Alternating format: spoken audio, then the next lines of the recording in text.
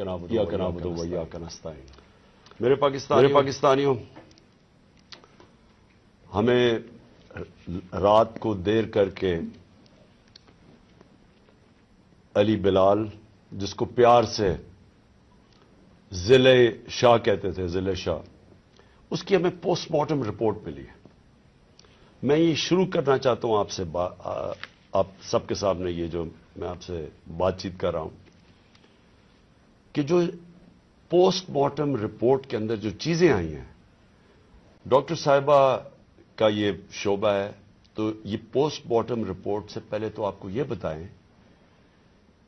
کہ ایک کارکن، اسپیشل چائلڈ، جو کہ میرے خیال میں اس نے زندگی میں کسی کو نقصان نہیں پہنچایا، اس کی ویڈیوز چل رہی ہیں سوشل میڈیا کے اوپر، اس سے جو کیا گیا، پہلے میں یہ چاہتا ہوں کہ ڈاکٹر صاحبہ آپ کو پوسٹ مارٹم رپورٹ سے بتائیں کہ اسے ہوا کیا۔ بسم اللہ الرحمن الرحیم۔ سب سے پہلے تو میں آپ کو ضلع شاہ کے بارے میں تھوڑا سا بتاتی چلی جاؤں۔ میرے حلقے کا یہ بچہ تھا، اور 10 سال سے جس وقت سے میں اس حلقے میں گئی ہوں، وہ ہمیشہ ہمارے ساتھ خان صاحب کی تصویریں لے کے، جھنڈے لے کے، ہر وقت تو بالکل خان صاحب کا شدائی تھا۔ اور جب سے یہاں پچھلے 1.5 ماہ سے یہ باہر بیٹھا ہوتا، میری اس سے روزانہ ملاقات ہوتی۔ ایک سادہ لو انسان، اس سے کبھی کسی کو کوئی نقصان نہیں دیا، کبھی کسی کو کوئی تکلیف نہیں دی، ہمیشہ پیار سے وہ بات کرتا تھا، سب کے ساتھ وہ ملتا جلتا تھا۔ اس بچے کے اوپر اتنا ظلم اور تشدد ہوا، جب میں نے یہ پوسٹ مارٹم رپورٹ پڑھی تو میرا دل دہل گیا کہ یہ جن لوگوں نے یہ ظلم کیا، کیا ان کے گھر بال بچہ نہیں، اولاد نہیں ہے، جنہوں نے اس بچے کے اوپر اتنا ظلم کیا۔ یہ پوسٹ مارٹم رپورٹ ہے میرے پاس، جو ڈیٹیل، اس میں اس کو 26 انجریز تھی، یعنی ایک انسان کو 26 انجریز، 26 تشدد کے نشانات تھے اس کے جسم کے اوپر۔ سب سے اہم جو تھا وہ تھا کہ اس کے سر کے اوپر باقاعدہ کسی بلنٹ انسٹرومنٹ، یعنی کسی ڈنڈے سے اس کو زور سے اس کے سر پہ مار کے، اس کا یہ جو ٹیمپرل بون، سائڈ کی بون ہوتی ہے، اس کا فریکچر ہو کے، اور اس کا انٹراکرینیل ہیمریج، یعنی دماغ کے اندر اس کے خون بہنا شروع ہو گیا تھا۔ اس کے ساتھ اس کے جو جسم کے اوپر انہوں نے تشدد کیا، خاص طور پہ پیٹ کے ایریا میں، تو اس کی وجہ سے اس کی تلی اور اس کا جو جگر تھا وہ بھی پھٹ گیا، اور اس کی وجہ سے انٹرنل ہیمریج شروع ہو گئی۔ اور جو چوتھی سب سے آخری جو 26ویں انجری ہے، وہ سب سے زیادہ تکلیف ہے۔ وہ بیچارہ پہلے ہی تم نے اس کو مار ڈالا، اس کے بعد اس کے سر پہ انجری کر کے، اس کے جسم کے اوپر اس کی تلی بھی پھاڑ دی، اس کی وہ کیا کہتے ہیں، بلنٹ انجری کی وجہ سے اس کا لیور بھی رپچر ہو گیا، اس کے پرائیویٹ پارٹس، یعنی اس کے جو پرائیویٹ اعضاء تھے، ان کے اوپر بھی تم نے تشدد کر کے ٹیسٹیکولر ڈیمیج کیا۔ مطلب اس سے زیادہ تم کسی انسان پہ کیا تشدد کر سکتے ہیں؟ میں تو یہ دیکھ کے رپورٹ میں آپ کو بتا نہیں سکتی کہ یہ ہم جیسے ڈاکٹر جو ہر وقت ان چیزوں سے، ہمارا بھی دل دہل گیا کہ یہ ایک انسان کے اوپر، اور وہ بھی ایک ایسا سادہ لو انسان، اس کے اوپر اتنا زیادہ تشدد کیا۔ مین کاز جو اس کی ڈیتھ کی تھی وہ یہ تھا کہ اس کے برین کے اندر، جو اس کے دماغ کے اندر جو ہیمریج ہو گیا، یعنی خون نکلنا شروع ہو گیا، اور جو تلی اور اس کے جگر سے جو خون نکلا، اس کی وجہ سے وہ بیچارہ بچہ جو ہے وہ اللہ کو پیارا ہو گیا۔ جی شکریہ ڈاکٹر صاحبہ۔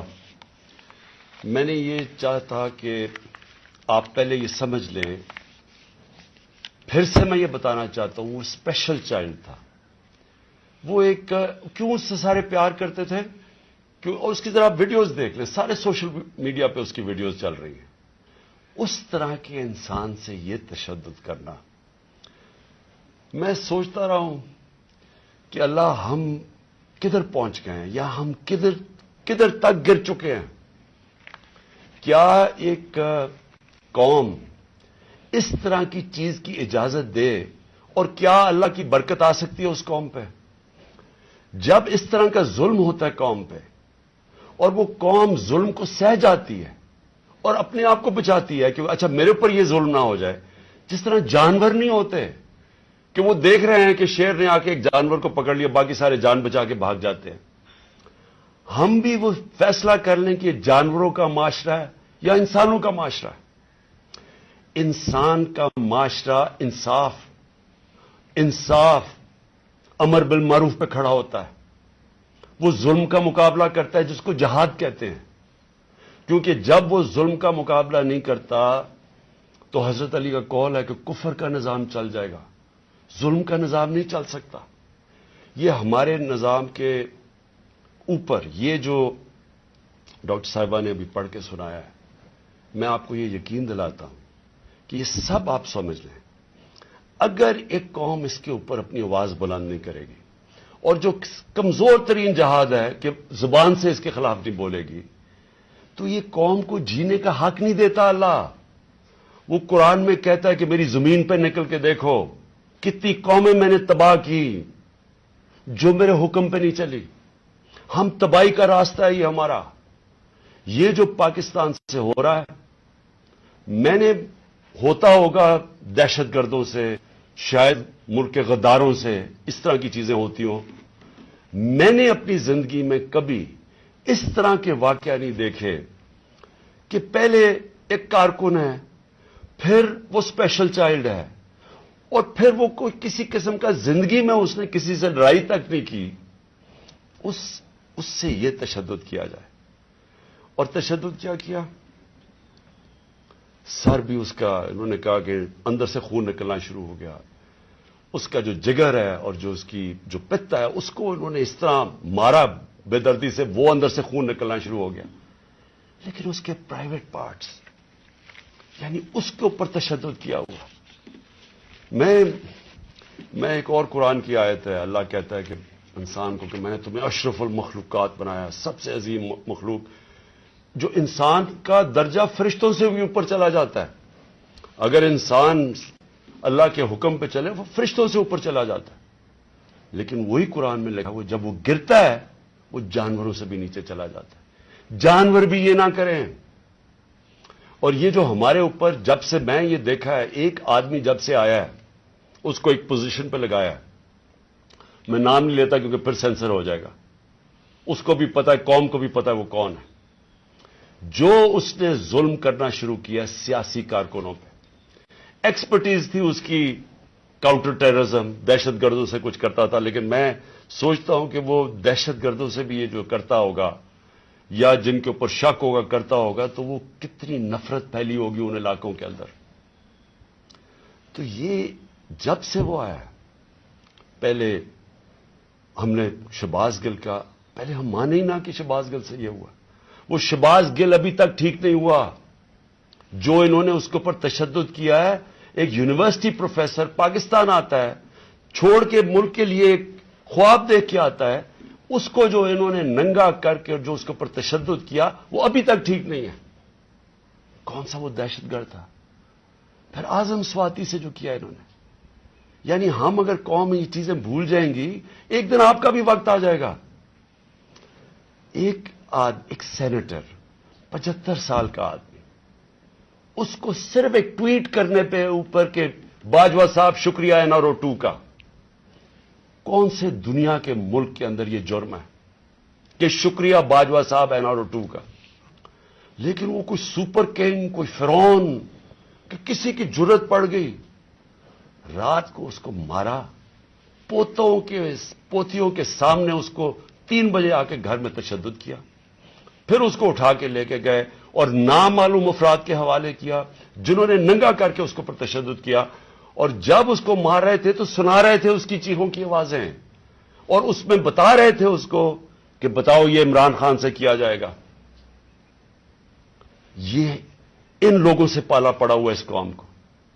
اس کے بعد ارشد شریف سے وہ سب کو پتا ہے کیا ہوا، کیا ارشد شریف کا قصور تھا۔ ساری قوم جانتی ہے کہ وہ رائے حق کا آدمی تھا، کوئی اس کا ضمیر کی قیمت نہیں تھی، کوئی اس کو خرید نہیں سکتا تھا، ڈرا نہیں سکتا تھا۔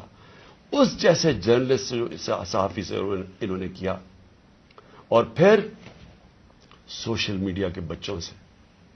میں نے آپ کو بتایا ماں باپ کا مجھے آیا کہ ہمارا بیٹا ابھی تک ٹھیک نہیں ہوا، کوئی ٹویٹ کرنے پہ اس کو اٹھا کے لے گئے، 2 دن اس کو رکھ کے یہی ننگا کر کے مارا۔ وہ کہتے ابھی تک وہ ذہنی طور پہ ٹھیک نہیں ہوا۔ کتنے سوشل میڈیا کے بچوں نے مجھے یہ بتایا کہ انہوں نے ٹویٹس کے اوپر اٹھا کے لے گئے ان کو۔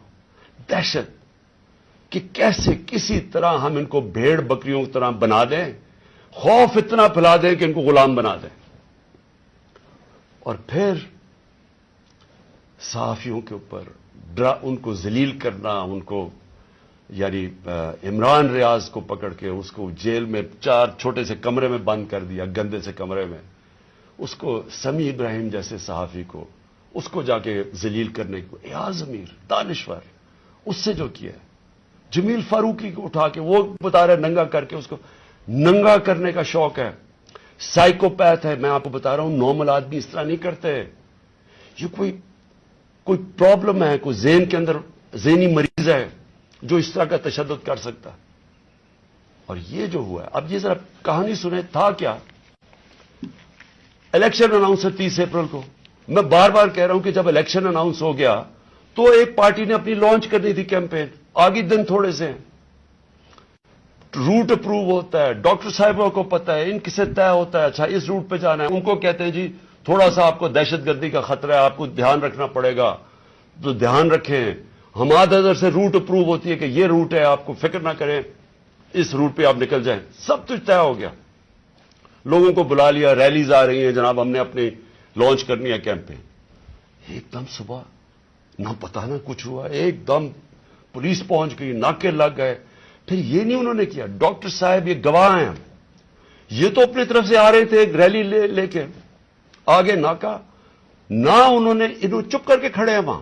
ان کے اوپر واٹر کینن شروع ہو گئی، پھر آگے گاڑیاں توڑنی شروع ہو گئے، ان کے اوپر چارج کر دیا، لوگوں کو مارنا پیٹنا شروع کر دیا. ساری ویڈیوز ہیں، گاڑیاں توڑ رہے ہیں آگے. اور پورا پلان بنا ہوا تھا کہ اس دن انہوں نے اور لاشیں گرانی تھی.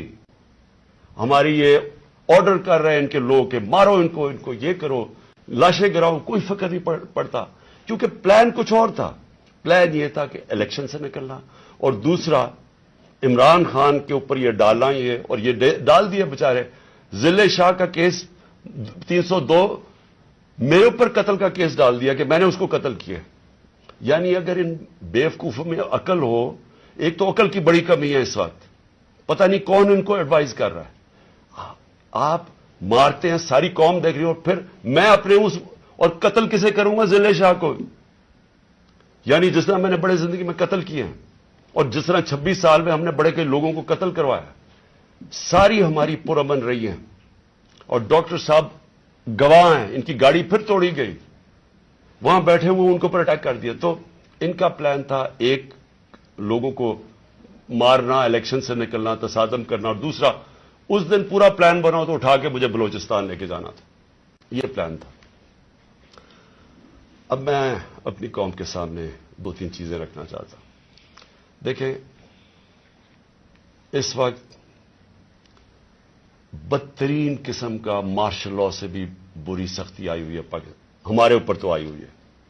وہ دوسرے جو مرضی کرتے پھریں، پولیس اسکورٹ ان کے ٹیکس پیئر کے پیسے پہ وہ اپنی کیمپین کر رہی ہے، کوئی پوچھنے والا نہیں ہے، بلکہ پوری مدد کی جا رہی ہے. وہ اور بات ہے کہ لوگ نہیں آ رہے، لیکن ان کی پوری مدد. اور یہاں الیکشن شیڈیول کے بعد بھی کیمپین کے اوپر پابندیاں، ہمارے لوگوں کے اوپر کیسز، کتنے لوگ ابھی جیل میں ہیں، کتنے لوگوں کے، میرے اوپر اب 80 تقریباً کیس ہو گئے ہیں. کوشش ہے کہ کسی طرح ہم کیمپین سے نکل جائیں، اور ساری کوشش یہ ہے کہ اتنا خوف پھیلا دیا جائے کہ کسی طرح ان چوروں کو پھر سے جتا دیا جائے. میرا سوال اب یہ ہے، شعیب شیخ کو پکڑ لیا کل، اس کا کیا قصور تھا؟ بول کا کیا قصور ہے؟ قصور یہ ہے کہ وہ ہمیں کوریج دیتا ہے. قصور یہ ہے کہ وہ جو کنٹرول چینلز ان کے ہاتھ میں ہیں، جن کو پیسہ بھی چل رہا ہے اور جن کو کنٹرول کیا ہوا ہے، ان میں سے بلیک آؤٹ ہو گیا. تو جو 1-2 چینلز ہمیں دکھاتی ہیں، 3-4 چینلز، ان کو تو کسی طرح بند کیا جائے. اس کا قصور یہ تھا، اور میں اس کو آج خراج تحسین پیش کرتا ہوں. اس نے مجھے بتایا کتنے کیسز اس کے اوپر کر رہے ہیں، کتنا پریشر ڈال رہے ہیں کہ کسی طرح عمران خان کی کوریج ختم کرو. اور اس کو کل پکڑ کے جیل میں ڈال دیا. ARY کو کل بند کر دیا. بند کس چیز کے اوپر کرا ابھی تک یہ بھی نہیں ہمیں پتا بند کس پہ کیا ہے. بس عمران خان کی کوریج نہیں دے رہی. پیمرا کا کل ان کو عدالت نے کہا کہ پیمرا کو کہ میرے اوپر سے بین اٹھاؤ. کل ٹیلی فون کر کے لائیو تقریر انہوں نے کرنے نہیں دی. اور یہ الیکشن کا چند مہینے، ہفتے رہ گئے ہیں. الیکشن کے مہینے میں ان کو ٹیلی فون کر کر کے میری تقریر نہیں کرنے دی. اب یہ کون اتنا طاقتور ہے کہ ہائی کورٹ کے فیصلے کے باوجود وہ حکم کرتا ہے کہ جناب عمران خان کو نہیں دکھانا, اور وہ نہیں دکھاتے؟ کون اتنا طاقتور؟ پھر ایک اور ڈرامہ ہو رہا ہے. ضلع شاہ کے باپ کو پہنچ گئے سارے, یہ پولیس پہنچ گئی اس کے گھر, پتہ نہیں اسے کیا ہو رہا ہے. زور یہ لگایا جا رہا ہے کہ کسی طرح کیس پیچھے ہٹے.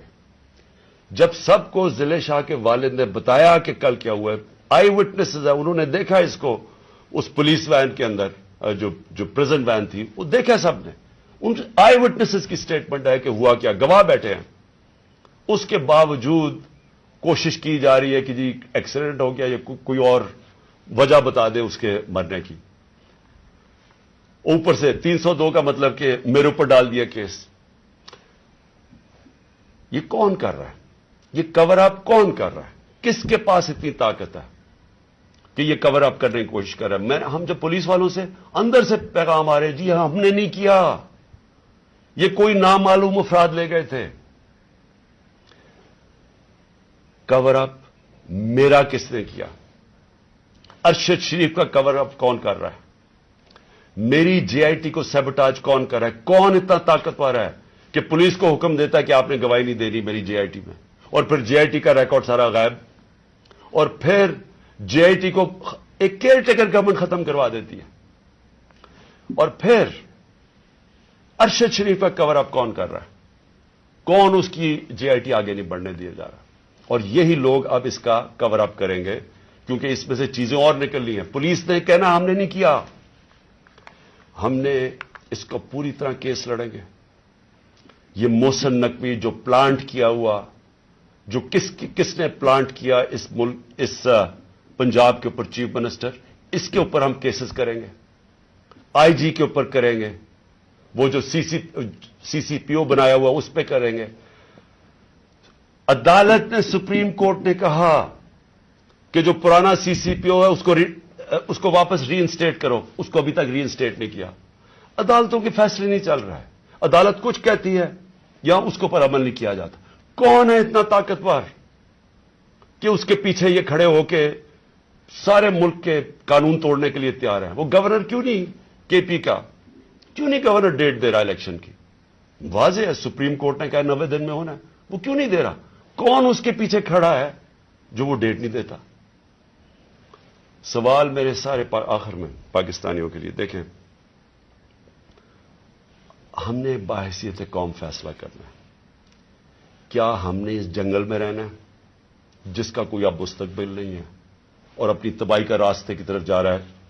ملک تو ڈوب رہا ہے, معیشت تو تباہ ہو گئی ہے, سارے چور اوپر بیٹھ گئے ہیں, اپنے 1100 ارب روپے کے کیسز ختم کر دیے, پیسہ ان کا باہر پڑا ہے, 100 روپے سے زیادہ ان کے ہوتے ہوئے ڈالر مہنگا ہو گیا, روپیہ گر گیا.